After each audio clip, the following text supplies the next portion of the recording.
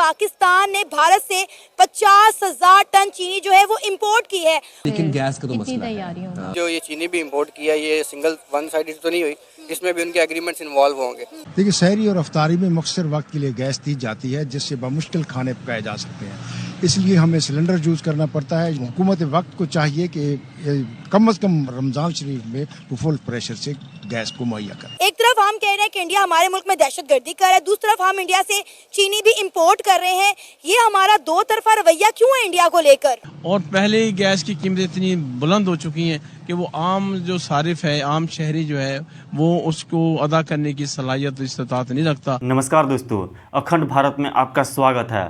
आप सभी को पता है कि रमज़ान का महीना चल रहा है, लेकिन रमज़ान के मौके पर पाकिस्तान में गैस और चीनी की शॉर्टेज हो गई है। पाकिस्तान भारत से 50,000 टन चीनी इंपोर्ट किया है और गैस इतने महंगे हो गए हैं कि पाकिस्तान के लोग रो रो कर अपनी दुख भरी दास्तां सुना रहे हैं कि हमारी सरकार कितनी नल्ली है।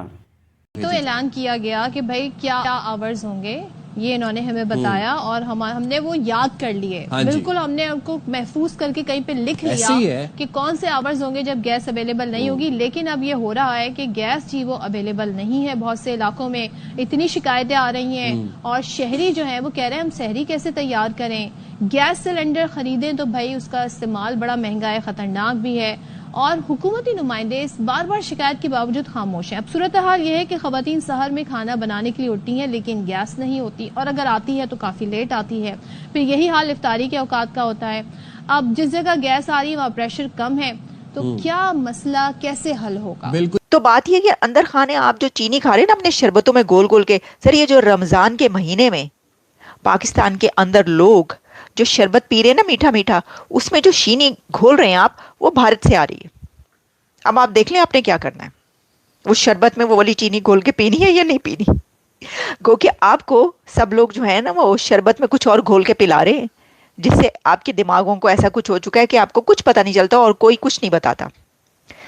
तो आप ये देखें कि आप किसके सहारे जिंदा हैं, किससे मंगवा रहे हैं। जो अभी प्याज और टमाटर की बात करे थे, ये भी मंगवाते हैं, वो जो मुंबई के थ्रू कराची और फिर वहां से पहुंचता है।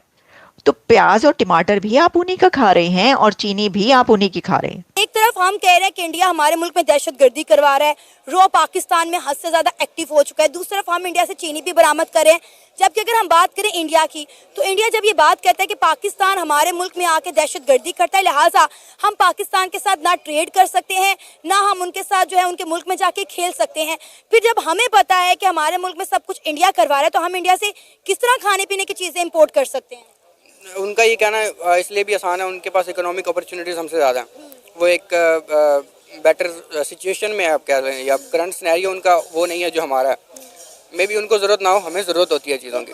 तो हम ट्रेड के लिए फिर भी अगेन कोशिश यही करेंगे कि अपॉर्चुनिटीज़ बढ़ती रहें, चाहे वो इंडिया हो या नेबरिंग बाजू का अफगानिस्तान भी। आई डोंट नो अफगानिस्तान का हमारी ट्रेड चल रही है नहीं। 50,000 टन शुगर इंपोर्ट की गई है इंडिया से पाकिस्तान ने।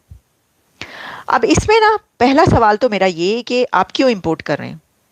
आप तो कह रहे हैं कि जब तक कश्मीर का मुद्दा हल नहीं होगा हम कोई सलाम दुआ नहीं करेंगे, हम कोई तिजारत नहीं शुरू करेंगे। तिजारत तो बंद जो हुई, अभी तक जितनी भी तिजारत बंद रही, ट्रेड बंद रही, उसका एक ही नारा और एक ही मुद्दा, और वो ये कि कश्मीर का मसला, जम्मू कश्मीर, जब तक ये वो कौन सी यूनाइटेड नेशंस की रेजोल्यूशन वगैरह वगैरह, जब तक ये हल नहीं होगा तब तक हम भारत से ताल्लुकात भी नहीं रखेंगे और हम ट्रेड भी नहीं करेंगे। तो चुपके अंदर खाने आप बगैर बताए लोगों को ट्रेड कर रहे हैं। आप चीनी क्यों मंगवा रहे हैं भारत से? और अगर आप मंगवा रहे हैं, ओके, जो कि हम कहते हैं कि मंगवाएं, आप भेज तो सकते नहीं, लेकिन चले मंगवा सकते हैं, जो बेच सकते हैं वो भी भेज दें, लेकिन लोगों को बताएं। फिर आप झूठ क्यों बोल रहे हैं?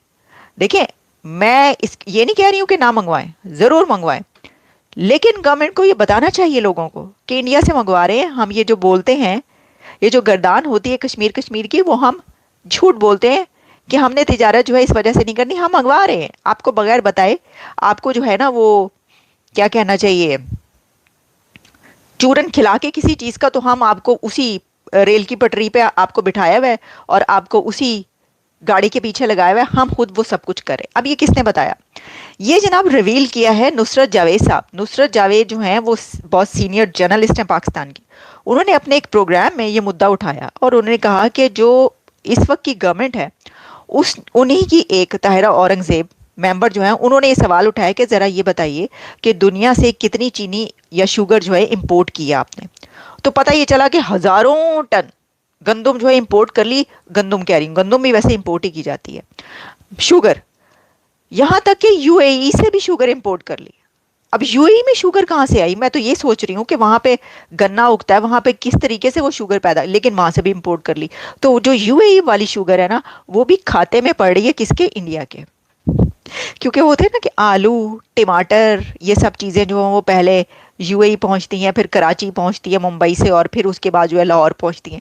इसी तरीके से ये जो चीनी यूएई से आपने इंपोर्ट किया ना, ये भी आपने भारतीय चीनी इंपोर्ट की है। तो सर झूठ क्यों बोलते हैं आप?